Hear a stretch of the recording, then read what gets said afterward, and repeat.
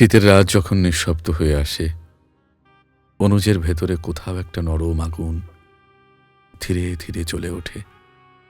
এমন আগুন যা কখনো পোড়ায় না, শুধু উষ্ণ করে, টেনে নেয়, কাছে ডাকতে থাকে। তোমার স্মৃতি যত দূরে সরে যায়, তোমাকে ছুঁতে যাওয়ার আকাঙ্ক্ষা ততটাই আরো তীব্র হয়ে ওঠে, এমনভাবে যেন শীতের ঠান্ডা বাতাসেও তার শরীরের প্রতিটা কোণায় উষ্ণ স্পন্দন ছুটে যায়।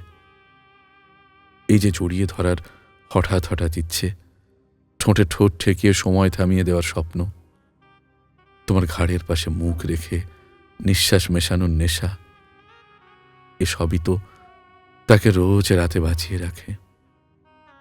ভাবো, তোমার চুল অনুজের মুখ ছুঁয়ে রিপিট ভাবো, তোমার চুল অনুজের মুখ ছুঁয়ে গেলে শীত কি আর শীত থাকে? তোমার নরম শ্বাস যদি তার কাঁধে ভেসে আসে, তাহলে বাইরে কনকনে ঠান্ডা থাকলেও ভেতরে দুজনের শরীরের উষ্ণতায় একটা দপদপে আগুন জ্বলে ওঠে। তুমি না থাকলেও তোমার উপস্থিতির সেই ক্ষুদ্র কল্পনা অনুজের ভেতরের আগুনকে আরো রুদ্র, আরো তীব্র, আরো দহনময় করে তোলে।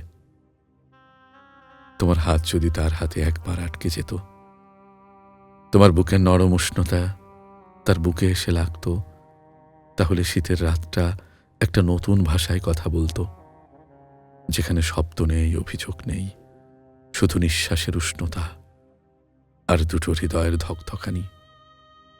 তোমাকে না পাওয়ার এই প্রতিটি মুহূর্তই অনুজকে আরো কাঁপিয়ে দেয়, এমনভাবে যেন শীতের ভেতর নিস্তব্ধ আগুনে গলে যেতে থাকে সময়, এমনভাবে যেন তোমাকে ছুঁতে না পারার ক্ষুধাটা আরো বেড়ে যায়। রাতের ঠান্ডা যত নামে, তার ভেতরের আগুন ততই বাড়ে, আর সেই আগুন একটি নারীকে পেলে শীতের সমস্ত ঠান্ডাকে একসাথে গলিয়ে দিতে পারে, একসাথে গলিয়ে দিতে পারত।